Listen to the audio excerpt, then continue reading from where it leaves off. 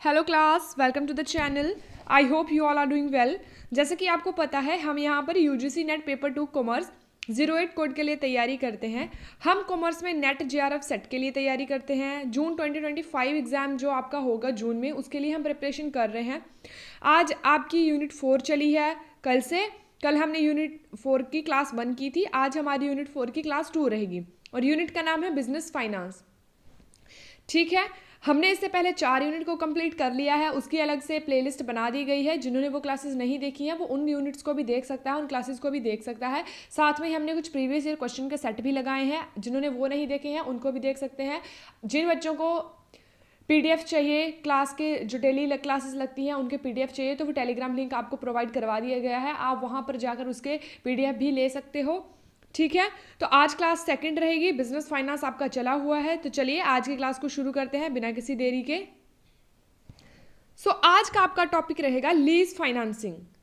अब लीज क्या होता है? लीज को हिंदी में आप कहते हो पट्टा। फाइनेंसिंग मतलब वित्त। जब पट्टे के ऊपर आप फाइनेंस की फैसिलिटी लेते हो, लीज के ऊपर फाइनेंस की फैसिलिटी लेते हो, उसको आप बोलते हो लीज फाइनेंसिंग। आपको क्या करना पड़ेगा लीज फाइनेंसिंग के अंदर? आपको कुछ भी चीज़ को परचेज करने की ज़रूरत नहीं होती है। आप क्या करते हो, मशीनरी लेनी है, बिल्डिंग लेनी है, अगर आपको लीज के ऊपर लेनी है तो आप उसको ले लो।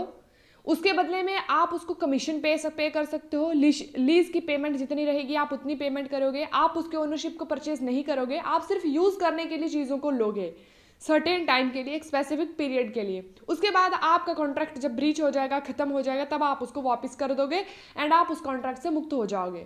इसको आप बोलते हो लीज फाइनेंसिंग। ठीक है, इसको बोलते हैं lease financing. Lease financing is a method of obtaining assets such as machinery, vehicle, property. जो बड़े लेवल के ऊपर इसके ऊपर बहुत ज़्यादा आपको परचेजिंग करनी पड़ती है, बहुत ज़्यादा इसके ऊपर एक्सपेंसेस करने पड़ते हैं, खर्चा करना पड़ता है, तो आप क्या कर सकते हो, इनको लीज के ऊपर ले सकते हो विदाउट बाइंग दैम आउटराइट। आप उनको बाई नहीं करोगे, लेकिन उनकी जो यूजेस हो गए आप उन यूजेस को कर सकते हो। ठीक है, आप उनको बाई नहीं करोगे, लेकिन आप जो मशीनरी है, व्हीकल है, प्रॉपर्टी है, इसको आप यूज कर सकते हो with the help of lease financing. In a lease the owner of the asset lessor. आपको याद रखना पड़ेगा कि ओनर ऑफ द एसेट, उसको आप लेसर बोलोगे। अलाउ अनदर पार्टी लेसी, जो उसको यूज करेगी, to use it for a specific period in exchange for regular lease payment. तो क्या किया जाएगा, जो भी आपके पास हैवी चीजें होती हैं, जैसे मशीनरी आ गया, व्हीकल आ गया, प्रॉपर्टी आ गई, इनके ऊपर बहुत ज्यादा खर्चा करना पड़ता है, बहुत महंगी चीजें होती हैं, है ना।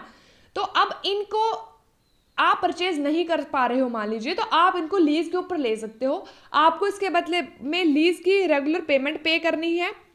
जो ओनर होगा इसका एसेट का, वो लेसर बोलेंगे उसको, और जिसको ये जो इस एसेट का यूज करेगा उसको लेसी बोलेंगे।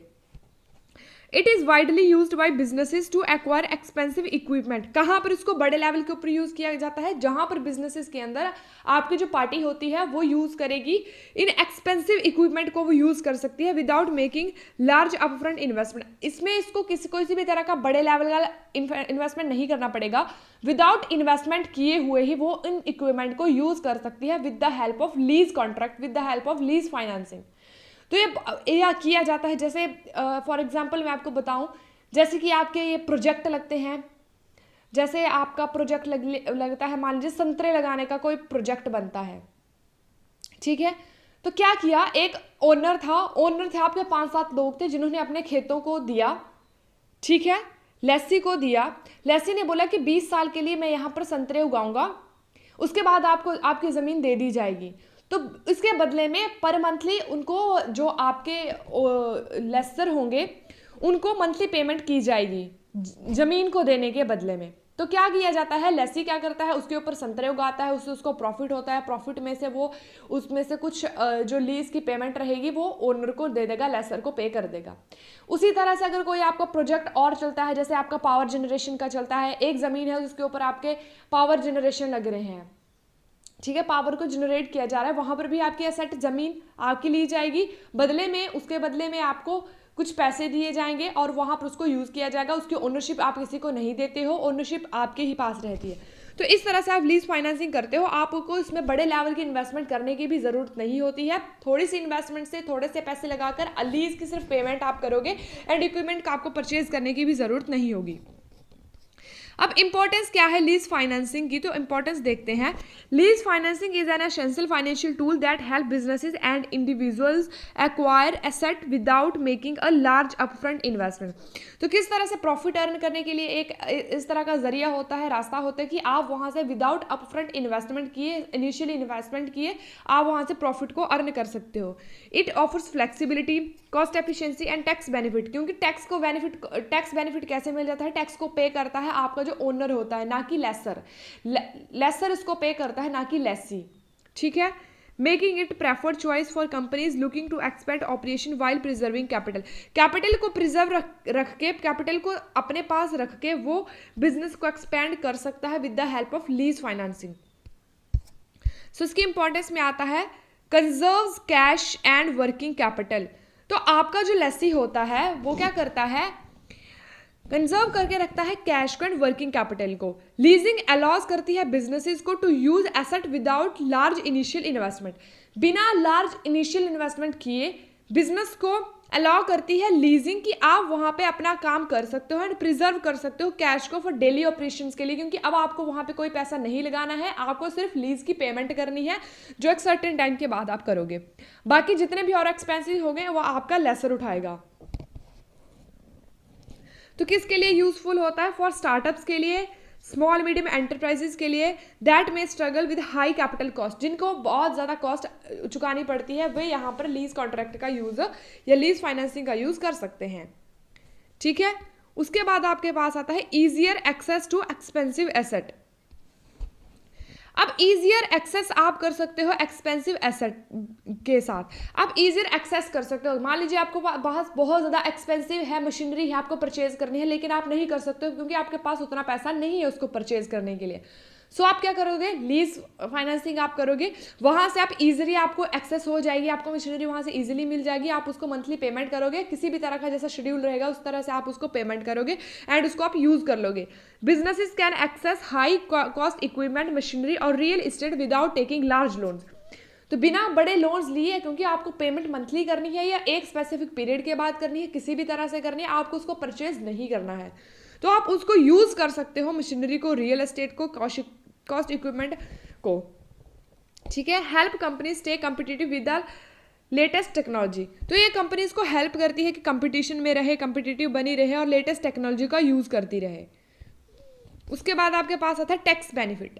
अब जो लीज कॉन्ट्रैक्ट किया जाता है, लीज पेमेंट के ऊपर टैक्स आपको डिडक्टिबल मिलता है, क्योंकि ओवरऑल टैक्स का बर्डन आप पर से कम होता है, क्योंकि मशीनरी का जो बर्डन होता है, मशीनरी का जो टैक्स होता है, आपके एसेट का टैक्स होता है, उसको लेसर के द्वारा पे किया जाता है, ओनर के द्वारा पे किया जाता है, ना कि लेसी के द्वारा जिसने उसको यूज करना है। तो इस तरह से टैक्स में आपको बेनिफिट मिल जाता है। Flexibility in asset management. अब क्या होता है, फ्लेक्सिबिलिटी मिलती है एसेट को मैनेजमेंट करने में, एसेट को आप इजीली मैनेज करते हो इसके थ्रू।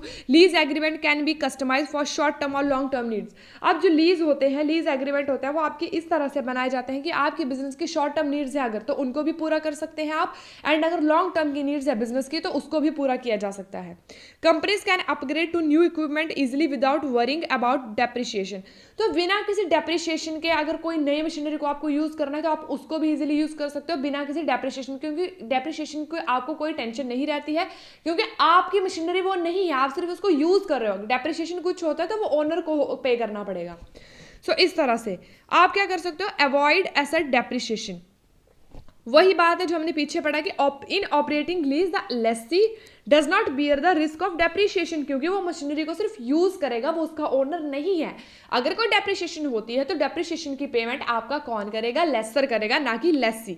द लेसर जो ओनर है टेक रिस्पॉन्सिबिलिटी फॉर रीसेल और डिस्पोजल। अगर उसको अपने मशीनरी को रीसेल करना है, उसको डिस्पोजल करना है, समाप्त करना है, तो उस सब का कार्य कौन करेगा, लेसर करेगा, जो कि ऑर्गेनाइजेशन का ओनर है, जो कि उस मशीनरी का, व्हीकल का या एसेट का ओनर है। उसके बाद आपके पास आता है नो बर्डन ऑफ ओनरशिप। तो ओनरशिप का भी कोई बर्डन नहीं रहता, डॉक्यूमेंटेशन की कोई टेंशन नहीं रहती है, क्योंकि वो आपका ओनर नहीं है, वो सिर्फ यूज कर रहा है आपके एसेट को। Leasing help businesses avoid maintenance, repair and insurance cost, ये सब कवर किया जाएगा लेसर के द्वारा, जो कि ऑर्गेनाइजेशन का, जो कि उस चीज़ का, उस मशीनरी का, उस व्हीकल का, उस एसेट का, उस रियल एस्टेट का कौन है, ओनर है, वो मेंटेनेंस भी करेगा, रिपेयर भी करके देगा, इंश्योरेंस कॉस्ट भी सब वही लगाएगा, लेसी सिर्फ उसको यूज़ करेगा। Ideal for industrial with rapidly changing technology, तो किसके लिए आइडियल रहता है, किसके लिए ज़रूरी रहता है, जहाँ पर रैपिडली चेंजिंग आपकी टेक्नोलॉजी के अंदर आ रहा है, उन इंडस्ट्री के लिए बहुत बेनिफिशियल रहते हैं, क्योंकि जब पुरानी हो जाती है टेक्नोलॉजी, आप लीज कॉन्ट्रैक्ट को समाप्त कर सकते हो और दूसरी मशीनरी को आप ले सकते हो फॉर यूज़ के लिए।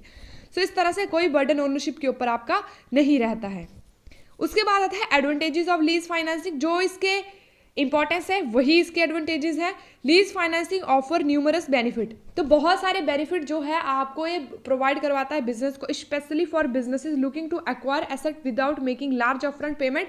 विदाउट, अगर आपने कोई लार्ज अपफ्रंट पेमेंट भी नहीं करनी है तो विदाउट उसके भी आपको बहुत सारे बेनिफिशियल जो है वो प्रोवाइड करवाता है। It helps in preserving cash, तो कैश को प्रिजर्व रखने में हेल्प करता है, टैक्स के बर्डन को रिड्यूस करने में हेल्प करता है, एंड प्रोवाइडिंग फ्लेक्सिबिलिटी को प्रोवाइड करवाता है, ताकि आप इजीली एक एग्रीमेंट को छोड़कर दूसरे एग्रीमेंट में आप जा सकते हो। इन एसेट मैनेजमेंट, उसके बाद आता है नो लार्ज अपफ्रंट इन्वेस्टमेंट, वही जो हमने पढ़ा। तो क्या एडवांटेज है कि आपको कोई भी इनिशियल इन्वेस्टमेंट करने की जरूरत नहीं होती है, ना ही बड़े लेवल के ऊपर आपको किसी तरह का लोन लेने की जरूरत होती है, ठीक है। उसके बाद आपके पास आता है प्रिजर्व वर्किंग कैपिटल, सो आप अपनी वर्किंग कैपिटल को प्रिजर्व करके रख सकते हो, रिजर्व करके रख सकते हो, क्योंकि जो भी आपके डेली ऑपरेशन होंगे, सैलरी होगी, एक्सपेंशन होगा, for tying up funds in asset purchase, क्योंकि आप अगर एसेट परचेज करते हो तब आपको वो पे करनी पड़ेगी। आप एसेट को परचेज नहीं कर रहे हो, you can use only the, ठीक है, use only the machinery and any other thing जो भी है उसके अंदर, आप उसको सिर्फ यूज कर रहे हो, ना कि आप उसको परचेज कर रहे हो, ना कि आपके पास उसकी ओनरशिप है। तो आप अपनी वर्किंग कैपिटल को भी प्रिजर्व करके रख सकते हो, जो आपके कैश फ्लो मैनेजमेंट में भी हेल्प करता है। टैक्स बेनिफिट आपको मिल जाता है, वही जो हमने पीछे पढ़ा कि टैक्स डिडक्टिबल होता है, जो भी ओवरऑल टैक्स होता है, लायबिलिटी पे करने की होती है, वो आपके ओनर की होती है, लेसर की होती है, ना कि लेसी की होती है। फ्लेक्सिबिलिटी इन एसेट मैनेजमेंट, तो एसेट को मैनेज करने में भी ये फ्लेक्सिबल होता है। कंपनीज कैन अपग्रेड इक्विपमेंट और terminate lease as per business needs, तो टर्मिनेट कर सकते हैं, उसको चेंज कर सकते हैं आप एग्रीमेंट को, अगर आपकी जिस तरह की ऑर्गेनाइजेशन की नीड है, बिजनेस की नीड है, उस बिजनेस नीड के अकॉर्डिंगली आप क्या कर सकते हो, लीज का जो एग्रीमेंट है आप उसको टर्मिनेट कर सकते हो, अपग्रेड कर सकते हो। Short term lease help businesses avoid getting stuck with outdated technology, अगर आप शॉर्ट टर्म में इन्वेस्टमेंट करते हो या शॉर्ट टर्म में आप लीज एग्रीमेंट करते हो, तो अगर टेक्नोलॉजी पुरानी भी हो जाती है तो आप उसमें स्टक नहीं रह सकते हो, क्योंकि आपका जो एक स्पेसिफिक टाइम पीरियड है लीज कॉन्ट्रैक्ट का, वो समाप्त हो जाएगा, उसके बाद आप नया कॉन्ट्रैक्ट करोगे, उसके बीच में आप न्यू टेक्नोलॉजी का यूज कर सकते हो। तो ये हेल्प करता है आपको कि आप पुरानी टेक्नोलॉजी, आउटडेटेड टेक्नोलॉजी में स्टक ना रहो। उसके बाद आता है अवॉइड एसेट डेप्रिसिएशन रिस्क, वही है डेप्रिसिएशन रिस्क जो है वो किसको बियर करना पड़ेगा, ओनर को, जो कि है लेसर। ओनर को ये सब रिस्पॉन्सिबिलिटी किसकी होती है, डेप्रिसिएशन की ओनर की होती है, क्योंकि मशीनरी उसकी होती है, ना कि लेसी की होती है, लेसी तो सिर्फ उसको यूज करता है। उसके बाद आता है no burden of maintenance and repair, अब किसी भी तरह का कोई भी बर्डन इसमें ना मेंटेनेंस का रहता है ना ही रिपेयर का रहता है, क्योंकि मेंटेनेंस एंड रिपेयर का काम जो है सारा कौन देखता है, आपका देखता है लेसर, जो है ओनर। रिपेयर करेगा, मेंटेनेंस करेगा, रिप्लेस करेगा, जो भी ये सब काम करने हैं वो लेसर करेगा, क्योंकि वो उसका ओनर है, ये उसका काम है ये सब कुछ करना। उसके बाद आपके पास आता है टाइप्स ऑफ लीज एग्रीमेंट्स क्या है।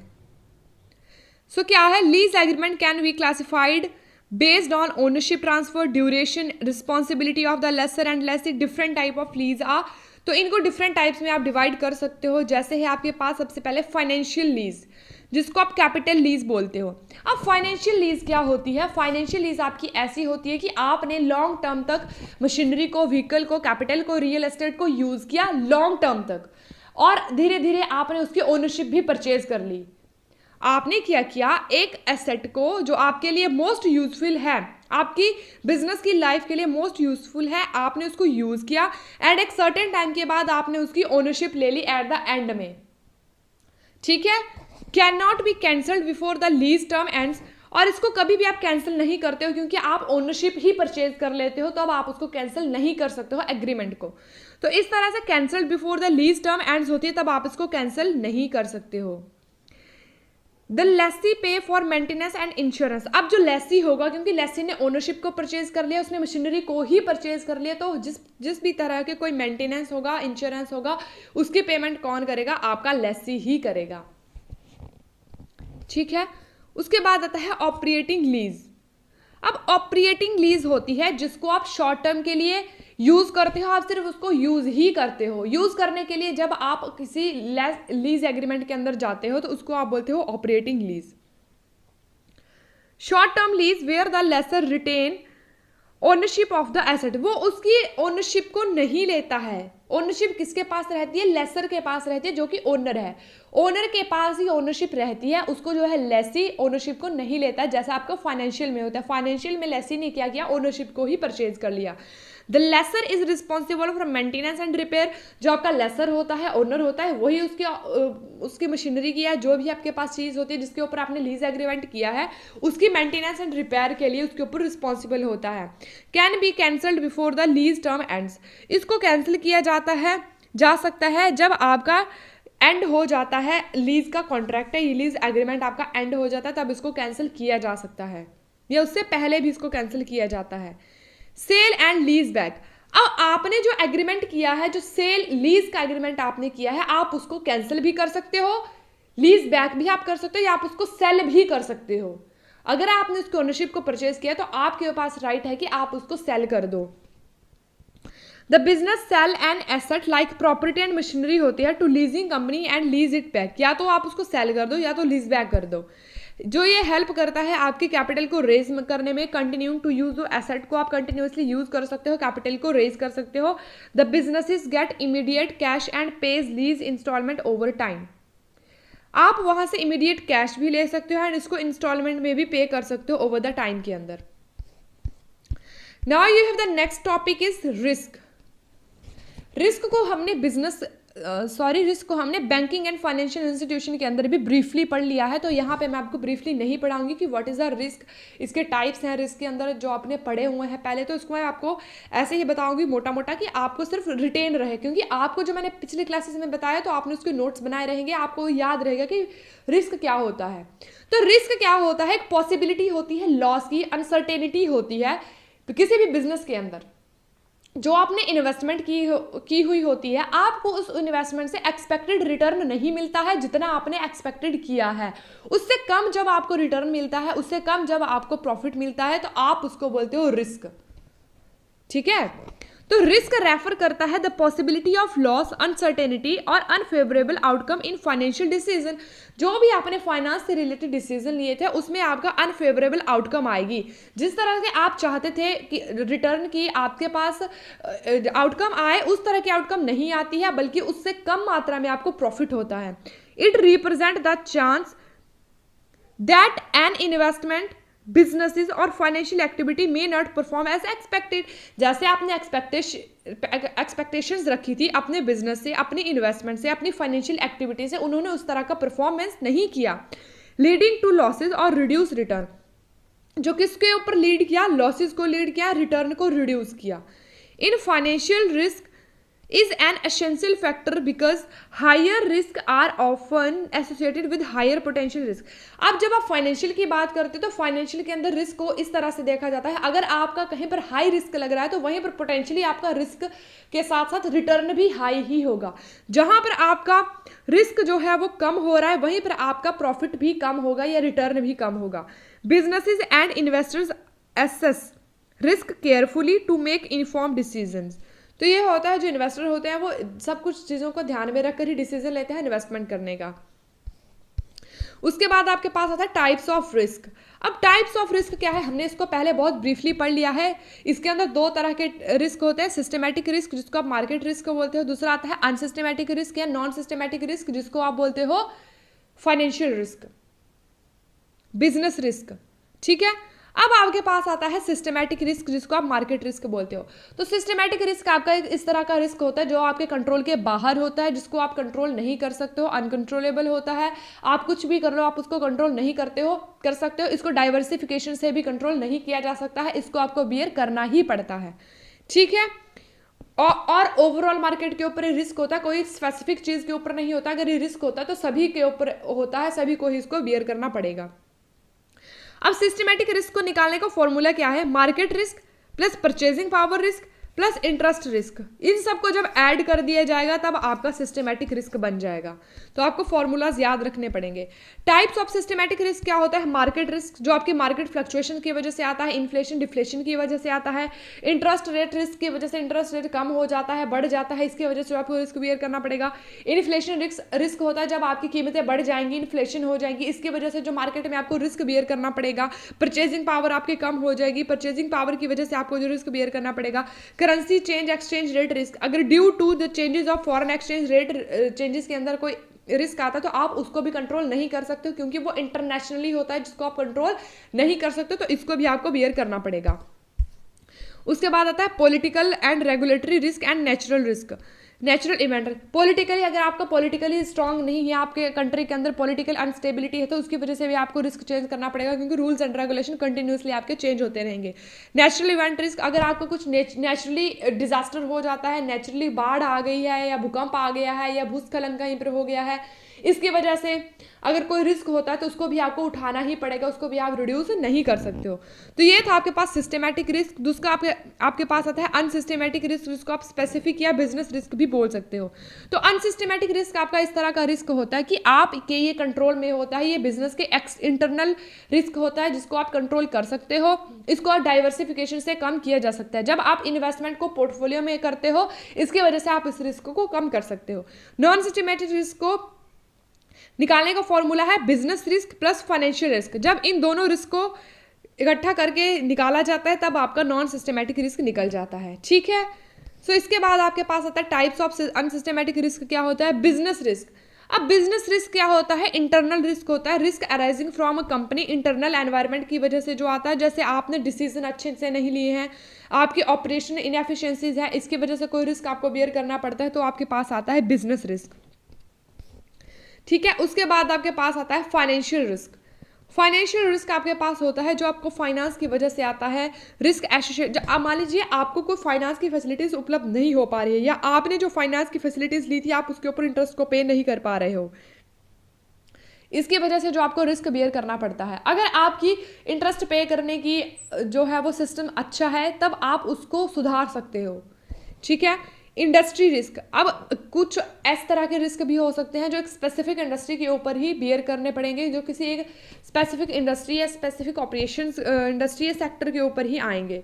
ऑपरेशन रिस्क होता है जो आपके ऑपरेशन करने की वजह से आपको लॉस उठाना पड़ता है, उसको आप ऑपरेशन रिस्क बोलते हो। लीगल एंड रेगुलेटरी रिस्क, आप अपनी कंपनी के रूल्स एंड रेगुलेशन को सुधार कर उनमें कुछ चेंजेस करके भी अपने रिस्क को कम कर सकते हो। उसके बाद आपके पास आता है measurement of risk in finance. Finance के अंदर आप रिस्क को किस तरह से मैनेज कर सकते हैं, and it is a very important कि आपको बिजनेस के अंदर अपने रिस्क को मेजर करना आना चाहिए, फाइनेंस के अंदर रिस्क को मैनेज करना आना चाहिए, मेजर करना आना चाहिए। Risk measurement is essential in finance to access potential losses and make in front investment और बिजनेस डिसीजन। आपको मेजर करना पड़ेगा रिस्क को, तभी तो आप इन्वेस्टर को बता सकते हो कि आपकी ऑर्गेनाइजेशन के अंदर कितना रिस्क है, कितना आपको पोटेंशियल रिटर्न हो रहा है, किस तरह की आपकी इन्वेस्टमेंट करने की। इन्हीं सब चीज़ों को देखकर जो आपका रिस्क मैनेजमेंट होगा, इसी को देखकर, इसी को मेजरमेंट को देखकर आपके इन्वेस्टर आपके ऑर्गेनाइजेशन की ओर इन्वेस्टमेंट करने के लिए जो है वो प्रेरित होंगे, ठीक है, इन्हीं को देखकर। तो different method and statistical tools are use to quantify risk based on the type of financial exposure. को निकालने के लिए बहुत सारे आपके पास ऐसे टाइप्स होते हैं, ठीक है। फर्स्ट ऑफ ऑल आपको समझना पड़ेगा कि ये आपके पास जो है डायग्राम, ये क्या है। तो डायग्राम के पास आपके नीचे बताया गया है एक्सपेक्टेड रिटर्न, ये आपके पास बताया गया है प्रोबेबिलिटी को। जो ये है आपके पास, ये क्या है? ये है आपके पास लो वेरिएंस इन्वेस्टमेंट। कैसा है? लो वेरिएंस इन्वेस्टमेंट। और ये कैसा है आपके पास? High variance investment. कैसा है? High variance investment. इसका मतलब ये होता है कि जितना ज़्यादा ये आपका हाई जाएगा, जितना ज़्यादा यहाँ पे जितना ज़्यादा ये ऊंचा आपका जाएगा उतना ही लो आपको रिस्क होगा, ठीक है। और जितना ज़्यादा ये आपके इस नीचे रहेगा उतना ही हाई आपको रिस्क रहेगा, ये चीज़ ये बताता है, ठीक है। अब चलिए इसको एक्सप्लेन करते हैं।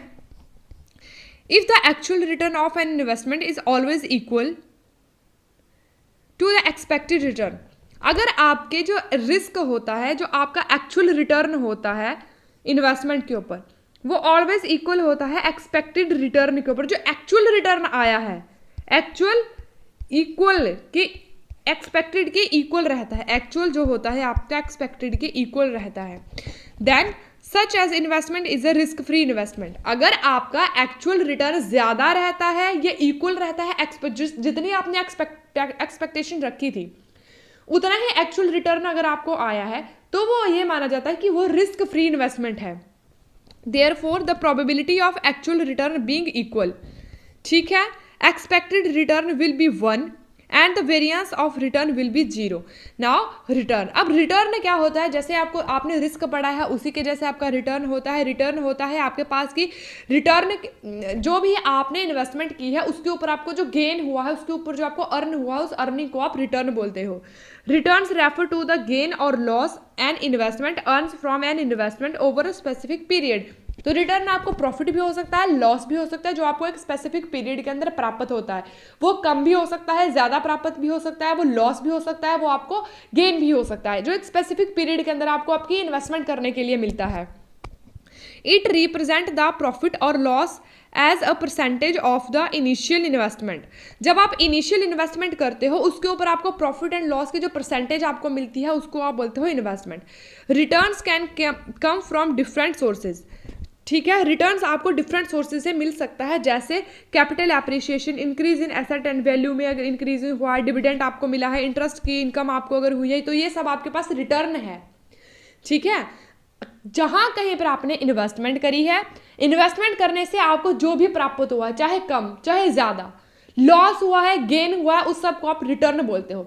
रिटर्न आपको डिविडेंड से मिल सकता है, कैपिटल एप्रिसिएशन से मिल सकता है, इंटरेस्ट इनकम के ऊपर अगर आपको कोई इंटरेस्ट मिला है तो वहां से भी आपको रिटर्न मिल सकता है। तो ये होता है आपके पास रिटर्न। अब इसको मेजर कैसे कर सकते हैं, तो इसको मेजर करने का आपके पास फॉर्मूला रहता है ये। टोटल रिटर्न को आपके पास मेजर करने का फॉर्मूला रहता है, total return is percentage relating all cash flow receiving during a given time period denoted CFT plus PE minus PB to the start of point period price. PB से ये start होता है, जिसको आप बोलते हो PE का मतलब होता है price at the end of the period, and PB का मतलब होता है price at the beginning of the period, ठीक है। वहां पर the difference between price at the end of the period and price at the beginning of the period is called price appreciation. यही इन दोनों के बीच का जो डिफरेंस रहेगा, इन दोनों के बीच का जो डिफरेंस रहेगा उसी को आप प्राइस एप्रिसिएशन बोलोगे। वही आपके लिए रिटर्न होगा, प्रॉफिट होगा या लॉस होगा, वही होगा, ठीक है। उसके बाद आता है रिस्क रिटर्न रिलेशनशिप। अब आप रिस्क रिटर्न रिलेशनशिप किस तरह से देख सकते हो, it is a fundamental concept in finance that describe the direct correlation between the level of risk taken on an investment and the potential return. जो भी आप डिस्क्राइब करता है डायरेक्ट कोरिलेशन को रिस्क एंड रिटर्न के बीच में, कि आपने जो इन्वेस्टमेंट करी थी उस इन्वेस्टमेंट के ऊपर आपको कितना रिस्क है और उसी के ऊपर आपको कितना पोटेंशियल रिटर्न मिलता है, उस रिलेशनशिप को आपका यह बताता है, ठीक है। इसके अंदर जनरल प्रिंसिपल आपका क्या है, हायर रिस्क तो हायर पोटेंशियल रिटर्न। जितना हाई रिस्क होगा उतना ही हाई रिटर्न होगा, लोअर रिस्क होगा तो लोअर पोटेंशियल रिटर्न होगा। तो ये फंडामेंटल प्रिंसिपल है जो आपको ध्यान रखना पड़ेगा, high risk high return, low risk low return, ठीक है। उसके बाद आपके पास आता है रिस्क रिटर्न रिलेशनशिप किस तरह का है। रिस्क और रिटर्न में किस तरह का रिलेशनशिप है, तो रिस्क फ्री रेट। तो सबसे पहले आपके पास आता है रिस्क फ्री रेट। जहां पर रिस्क कम होगा, रिस्क फ्री होगा, वहां पर रिटर्न भी आपका कम ही होगा। इन्वेस्टमेंट लाइक गवर्नमेंट बॉन्ड्स और saving accounts of low return because they carry very little risk. तो यहाँ पर आपके पास ये रिस्क फ्री होते हैं, यहाँ पर किसी तरह का रिस्क नहीं होता है, क्योंकि जो गवर्नमेंट ट्रेजरी होते हैं या गवर्नमेंट बॉन्ड्स होते हैं, सेविंग अकाउंट्स होते हैं, यहाँ पर लो रिटर्न आपको मिलता है, क्योंकि इनका रिस्क भी लो ही होता है, क्योंकि इनके ऊपर गवर्नमेंट के द्वारा गारंटी दी जाती है। इसलिए risk premium, investor demand extra return. जब इन्वेस्टर एक्स्ट्रा रिटर्न की डिमांड करते हैं तब उनका रिस्क भी इंक्रीज होता है, ठीक है, it taking an additional risk. जब आपके इन्वेस्टर की डिमांड एक्स्ट्रा होती है, इन्वेस्टर रिटर्न की डिमांड एक्स्ट्रा करते हैं, तभी उनके रिस्क भी बढ़ जाता है। उसके बाद आपके पास आता है टाइप्स ऑफ रिस्क। जैसे आपने पढ़ा systematic risk, unsystematic risk. Systematic risk को आप कंट्रोल नहीं कर सकते हो and can not be diversified करके भी आप इसके रिस्क को कम नहीं कर सकते हो। अनसिस्टमैटिक रिस्क होता है, इसको डाइवर्सिफाई करके आप इसको रिड्यूस कर सकते हो, ठीक है। उसके बाद आपके पास आता है investment categories and risk return trade off. Low risk investment, जो ऐसे भी आपके पास सिक्योरिटीज होती है जहां पर आप लो रिस्क में इन्वेस्टमेंट कर सकते हो और उसके ऊपर आपको लो रिस्क मिलता है। ट्रेजरी बॉन्ड आ गया, सेविंग अकाउंट आ गया, ब्लू चिप स्टॉक्स आ गया। इनके ऊपर जब आप इन्वेस्टमेंट करोगे, इनके अंदर आपको लो रिस्क होगा, साथ में ही लो रिटर्न आपको मिलेगा। उसके बाद आता है मॉडरेट रिस्क। अब मॉडरेट रिस्क क्या होता है, जहां जैसे आपके म्यूचुअल फंड है, ETF है, आपके कॉर्पोरेट बॉन्ड्स है, इनके ऊपर आपका मॉडरेट रिस्क होता है, मॉडरेट ही रिटर्न होगा, न ज्यादा न बहुत कम। हायर रिस्क इन्वेस्टमेंट, अब स्टॉक है, ऑप्शन है, क्रिप्टो करेंसीज है, स्टार्टअप्स है, इनमें हाई रिस्क इन्वेस्टमेंट इनमें होता है, लेकिन इनमें हाई रिटर्न भी मिलता है, ठीक है। उसके बाद डाइवर्सिफिकेशन करके भी आप अपने रिस्क और रिटर्न को कम कर सकते हो। ज्यादा डाइवर्सिफाई आप करोगे तो आपका रिस्क कम होगा, रिटर्न आपका बढ़ जाएगा। A well diversified portfolio can help maximize return for a given level of risk. जो आपको रिस्क दिया गया है उसके अंदर आपको ज्यादा रिटर्न अर्न करने के लिए आपको फैसिलिटी प्रोवाइड करता है डाइवर्सिफिकेशन। नेक्स्ट टॉपिक आपके पास आता है पोर्टफोलियो। अब what is the meaning of portfolio risk? Portfolio risk आपके पास सबसे पहले आपको पता होना चाहिए कि what is the meaning of portfolio. तो पोर्टफोलियो होता है जब आप इन्वेस्टमेंट को बहुत सारी जगह पर करते हो। कहीं एक पर इन्वेस्टमेंट करने की बजाय आप 10, 12, 15 कितनी भी जगह पर जब आप इन्वेस्टमेंट करते हो, मोर देन वन, एक जगह से ज्यादा, मोर देन वन, ठीक है, तो उसको आप बोलते हो पोर्टफोलियो। कि एक से ज्यादा स्टॉक्स के अंदर, ज्यादा शेयर्स के अंदर आपने इन्वेस्टमेंट करी है, जिसकी वजह से आपका रिस्क को डाइवर्सिफाई कर दिया गया है, जिसकी वजह से आपका रिस्क तो बंट गया, साथ में रिटर्न आपको हायर वहां से होता है, तो इसको आप बोलते हो पोर्टफोलियो रिस्क। अब portfolio risk is not just a simple weighted average, कि आपने वेटेज दे दिया सभी अपनी इन्वेस्टमेंट को, कि इतना इन्वेस्टमेंट आपने यहाँ पर किया, इतना इन्वेस्टमेंट किया यहाँ पर, यहाँ से आपको इतना रिटर्न मिलेगा, यहाँ से इतना रिटर्न मिलेगा, आप इसमें इसको डाइवर्सिफाई नहीं कर सकते हो। Asset risk because diversification can reduce, नहीं, ठीक है, तो risk because diversification can reduce overall risk. So ये चीज़ है आपके पास, क्योंकि अगर आप डाइवर्सिफाई कर दोगे ना अपनी इन्वेस्टमेंट को, जो भी आप इन्वेस्टमेंट कर रहे हो उसको डाइवर्सिफाई अगर आप कर दोगे, उसकी वजह से आपका रिस्क बंट जाएगा ना। अगर आप मान लीजिए पहले 2 जगह पर इन्वेस्टमेंट कर रहे थे, तो आपको उन्हीं दोनों जगहों में से अगर एक में रिस्क हो गया, दूसरी में भी रिस्क हो गया, तो दोनों ही डूब गई। लेकिन जब आपने 10 से 12 जगहों पर इन्वेस्टमेंट किया है, अलग अलग पोर्टफोलियो में इन्वेस्टमेंट किया है, वहां से मान लीजिए अगर 5 में भी आपको लॉस हो रहा है, तो 6 या 7 में तो आपको प्रॉफिट हो जाएगा। कहीं ना कहीं से एक में लॉस, एक में प्रॉफिट, एक में लॉस, एक में प्रॉफिट, इस तरह से भी तो आपका रिटर्न बढ़ जाएगा। पोर्टफोलियो रिटर्न, अब पोर्टफोलियो रिटर्न वही होता है expected return of a portfolio, it is weighted average return of the individual asset in the portfolio. कि इंडिविजुअल एसेट के ऊपर, जो एक एसेट के ऊपर आपने इन्वेस्टमेंट की है, उस इन्वेस्टमेंट से आपको कितना रिटर्न आपको मिला है इंडिविजुअली, तो उसको आप बोलते हो पोर्टफोलियो रिटर्न, ठीक है। फॉर्मूला क्या है आपका एक्सपेक्टेड पोर्टफोलियो रिटर्न को निकालने का? रिटर्न को निकालने का आपके पास फॉर्मूला है RP, जिसको आप बोलते हो portfolio return, WI into RI, ये तो आपके पास सिग्मा है, I तो आपके पास इंटरेस्ट है, N तो आपके पास नंबर है, एंड W है initial portfolio weight of investment, ठीक है, I, कि आपने पोर्टफोलियो के ऊपर कितना स्टार्टिंग में इन्वेस्टमेंट किया, एंड RI है return on the investment I in the period, कि एक सर्टेन पीरियड के बाद आपको जो इन्वेस्टमेंट आपने किया था उसके ऊपर आपको कितना रिटर्न मिला है, ठीक है। सो ये है, क्या है, सिग्मा, N है आपके पास टोटल नंबर की कितने में किया है आपने, I है आपको इंटरेस्ट, ठीक है, इज इक्वल टू जो आपके 1 के इक्वल होगा, WI है आपके पास initial portfolio weight of investment, and RI है आपके पास return of the investment in the period, कि आपको रिटर्न कितना हुआ, आपने कितनी, यहां पर आपने कितनी इन्वेस्टमेंट की, इससे आपको कितना रिटर्न हुआ। उसके बाद आपके पास आता है पोर्टफोलियो वेरिएंस।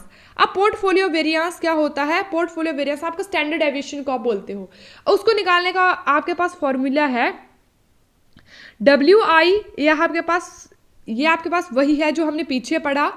क्या है ये आपके पास? ये आपके पास है इनिशियल पोर्टफोलियो इन्वेस्टमेंट है ये आपके पास, ठीक है, ये है आपके पास इन्वेस्टमेंट, और यहां पे है आपके पास स्टैंडर्ड डेविएशन 1। तो ये है इनिशियल इन्वेस्टमेंट, ये है स्टैंडर्ड डेविएशन 1। अगर आपके पास 1 है तो 1 लिखिए, 2 है तो 2 लिखिए, +2 कीजिए, 2 से ज़्यादा है तो 3, 4, 5 आप उतने भी लिख सकते हो जितनी आपने इन्वेस्टमेंट करी हुई, उतने सब इन्वेस्टमेंट को आप यहाँ पर लिखोगे, प्लस करोगे 2, अगर 2 है, अगर 4 है तो 4, W1 इनिशियल इन्वेस्टमेंट को दूसरी इनिशियल इन्वेस्टमेंट के साथ मल्टीप्लाई आप करोगे और यहाँ से 1, 2 इसको आप इस तरह से भी लिख सकते हो।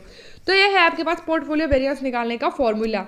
इस तरह के फॉर्मूला एग्जाम में आ भी सकते हैं, तो इनको ध्यान से देख लीजिएगा। उसके बाद आपके पास आता है मीनिंग ऑफ एसेट सिक्योरिटाइजेशन। अब एसेट सिक्योरिटाइजेशन क्या होता है? Asset securitization is a financial process in which illiquid asset, जब आप क्या करते हो, आपके पास इलिक्विड एसेट होती है जिसको आप एकदम से लिक्विड में कन्फर्म नहीं कर सकते हो, इलिक्विड में आप कन्वर्ट नहीं कर सकते हो, उसको आप बोलते हो इलिक्विड एसेट। आप इलिक्विड एसेट को कन्वर्ट करने के लिए एकदम से जब आप इसको लीगल में कन्वर्ट करते हो, इसको आप कैश में कन्वर्ट करते हो, लिक्विडिटी में कन्वर्ट आप करते हो, उसको आप बोलते हो एसेट सिक्योरिटाइजेशन। ठीक है, जैसे आपके पास लोन है, मॉर्टगेज है, रिसीवेबल है, ये आपके पास इलिक्विड एसेट है। ठीक है, ये आपके पास क्या है? ये आपके पास क्या है? इलिक्विड एसेट है। Are pool together and transform into tradable securities. इनको क्या किया जाएगा? इकट्ठा किया जाएगा। इन सब सिक्योरिटीज को क्या किया जाएगा? इकट्ठा किया जाएगा, एक साथ इनको रखा जाएगा और उनको कहीं एक जगह पर इन्वेस्ट किया जाएगा ताकि ये लिक्विड बन जाए। क्या किया आपने? इलिक्विड एसेट को लिया, उनको एक पूल्ड में टुगेदर, उनको इकट्ठा किया एक जगह पे और आपने उनको ट्रेडेबल सिक्योरिटीज में इन्वेस्ट कर दिया। These securities are then sold to investors providing immediate liquidity to the originator. आपने क्या इन्वेस्टर को सोल्ड किया, उसने इसके बदले में इमीडिएट आपको इन्वेस्टमेंट प्राप्त कर दी, ओरिजिनेटर ने आपको इमीडिएट लिक्विडिटी दे दी। ठीक है, this process help financial institution free up capital and manage risk more efficiently. तो ये क्या करता है? फाइनेंशियल इंस्टीट्यूशन को फ्री में कैपिटल को आपकी बूस्ट करता है एंड रिस्क को मोर एफिशिएंटली ये बनाता है, दक्षता पूर्वक ये बनाता है। तो समझ में आया आपको एसेट सिक्योरिटाइजेशन क्या होता है? एसेट सिक्योरिटाइजेशन का मतलब ये होता है कि जब भी आपने इलिक्विड एसेट आपकी होती है जिनको आप एकदम से कैश में कन्वर्ट नहीं कर सकते हो, आपने क्या किया? उन सभी इन्वेस्टमेंट को लिया, इकट्ठा किया, उनका एक पूल बनाया और उन इन्वेस्टमेंट को आपने एक इन्वेस्टर को दे दिया। इन्वेस्टर ने उन सब चीज़ों को लिया, उन सब इन्वेस्टमेंट्स को उसने लिया, उन सब जो आपके पास इलिक्विड एसेट थी उनको लिया, उसके बदले में इन्वेस्टर ने आपको क्या किया? लिक्विड एसेट में कैश में आपको पैसे दे दिए। ठीक है, जिसकी वजह से आपके पूरे ऑर्गेनाइजेशन का रिस्क डाइवर्सिफाई हो गया, रिस्क कम हो गया आपका एंड मोर एफिशिएंटली आपने रिस्क को मैनेज भी कर लिया। सो इसको बोलते हो सिक्योरिटी, एसेट सिक्योरिटाइजेशन। अब इसका प्रोसेस क्या है सिक्योरिटाइजेशन का? सबसे पहले ओरिजिनेशन, कि सबसे पहले इसको ओरिजिनेट किया जाएगा कि कहाँ से आप अपना पहले पैसा लोगे, इलिक्विड एसेट आप कहाँ से प्राप्त करोगे। अब फाइनेंशियल इंस्टीट्यूशन जैसे बैंक है, नॉन बैंकिंग फाइनेंशियल कॉर्पोरेशन है, जनरेट करते हैं एसेट को like loan, mortgage, credit card, receivable. ये है आपके पास इलिक्विड एसेट।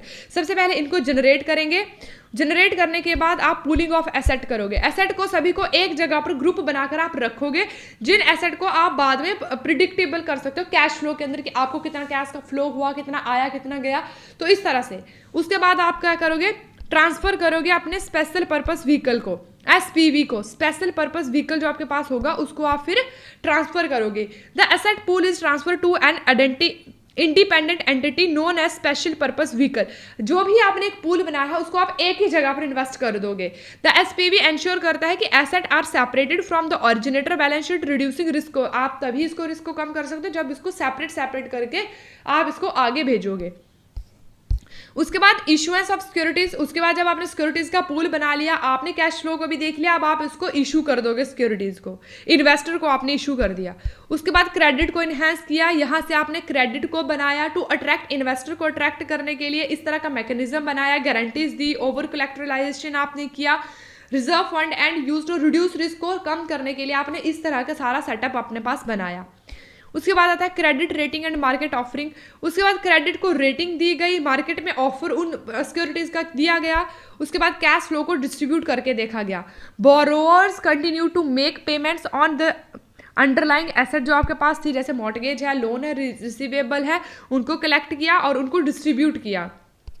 ठीक है, उसके बाद मेच्योरिटी एंड क्लोजर, उसके बाद क्या किया गया, ऐसी पेमेंट को रिसीव किया गया, the securities are gradually retired and the process concluded when all obligation are met. जब सभी ऑब्लिगेशन आपके मिल गए आपस में, तब आपने क्या किया, मैच्योरिटी किया एंड इसको क्लोज किया, आपने सिक्योरिटाइजेशन को क्लोज किया।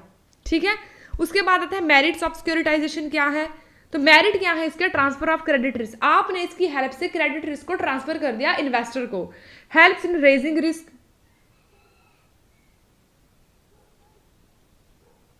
इसकी वजह से आपका रिस्क भी बढ़ता है। ठीक है, हेल्प्स इन जनरेटिंग लिक्विडिटी, तो लिक्विडिटी जनरेट करने के लिए तो सिक्योरिटाइजेशन किया जाता है। अवेलेबिलिटी ऑफ मोर क्रेडिट से मिलने के लिए भी आपकी सिक्योरिटाइजेशन किया जाता है। साथ में ही इसके आप देखोगे डीमेरिट्स, ऑरिजिनेटर में hide the true picture of the financial health. जो भी आपकी ऑर्गेनाइजेशन होगी, ऑर्गेनाइजेशन की फाइनेंशियल हेल्थ को की ट्रू पिक्चर को बताने के लिए आपका जो है वो सिक्योरिटाइजेशन किया जाता है, लेकिन ये आपके ऑर्गेनाइजेशन की ट्रू पिक्चर को नहीं बताता है। ठीक है, जो ऑरिजिनेटर होता है, जहां से आपने लोन लिया है, कैश लिया है, मॉर्टगेज लिया है, वो उसकी क्यों ट्रांसफर आप कर रहे हो, क्यों हाइड कर रहे हो, उसकी पिक्चर को, ओरिजिनल पिक्चर को ये हाइड करता है, कहां से पैसा आ रहा है, कहां से पर पैसा जा रहा है। उसके बाद इट इज ओपाक्वेंसिस, तो ओपाक्वेंसिस का मतलब होता है अस्पष्ट, ये अस्पष्ट होता है, अंधकार में आपको रखता है, पारदर्शिता इसमें नहीं होती, ट्रांसपेरेंसी इसके अंदर नहीं होती है।